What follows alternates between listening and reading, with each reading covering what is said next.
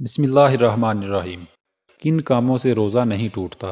Number 1 مسواک کرنا، number 2 بیوی کا بوسہ لینا، نمبر 3 بھول کر کھا پی لینا، نمبر 4 قے کا آ جانا، نمبر 5 تیل اور سرما لگانا، نمبر 6 کلی کرنا، نمبر 7 حلق میں مکھی وغیرہ کا چلے جانا، نمبر 8 احتلام کا ہو جانا، نمبر 9 جسم سے خون نکل آنا، روزے میں بھول کر کھا پی لینا۔ نبی کریم صلی اللہ علیہ وآلہ وسلم نے فرمایا، جو روزے میں بھول کر کھا پی لے وہ اپنا روزہ پورا کرے، اسے اللہ نے کھلایا پلایا۔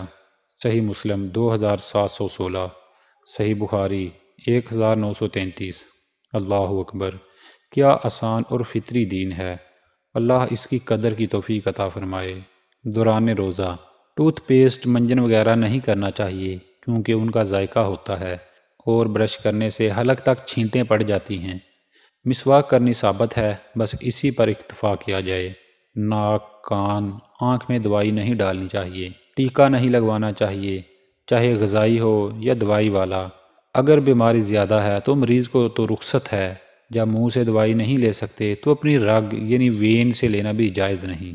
روزے دار کو آکسیجن لگانا، ایسے مریض جن کو سانس کی تکلیف ہو اور انہیں آکسیجن یا کوئی اور گیس یا سپرے وغیرہ کی ضرورت پیش آتی ہو تو یہ لگائی جا سکتی ہے، کیونکہ یہ محض ہوا ہوتی ہے، کوئی مادی شکل نہیں، کوئی غذا شامل نہیں ہوتے۔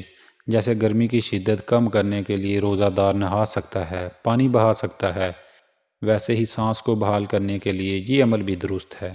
کچھ اللہ کی ولیہ بہنیں اس پر پریشان ہیں کہ ہم بچوں اور گھر کے کاموں کی وجہ سے رمضان المبارک میں زیادہ عبادت نہیں کر سکیں۔ اللہ آپ پر کروڑوں رحمتیں نازل فرمائے۔ آپ جو کام کر رہی ہو وہ بھی عبادت ہی تھا اور عظیم تر عمل تھا۔ کبھی آپ نے اپنے خاوند کی خدمت کی، کبھی باپ کی، کبھی بہن بھائیوں کی، کبھی اپنے بہن بھائیوں سے تعاون کیا اور کبھی اپنے بچوں کی پرورش کا عظیم فریضہ سر انجام دیا۔ آپ کے اس تعاون کے بغیر تو رمضان ممکن ہی نہیں تھا۔ جب سب ٹھنڈے کمرے میں تھے تو آپ کچن میں، جب سب سوتے تھے تو آپ کام میں۔ امید کرتا ہوں دوستو یہ حدیث آپ کو سمجھ آئی ہوگی۔ اس طرح کی مزید احادیث سننے کے لیے ہمارے چینل کو سبسکرائب لازمی کر لیں تاکہ ہماری ہر لیٹسٹ ویڈیو آپ تک بر وقت پہنچتی رہے۔ جزاک اللہ خیر۔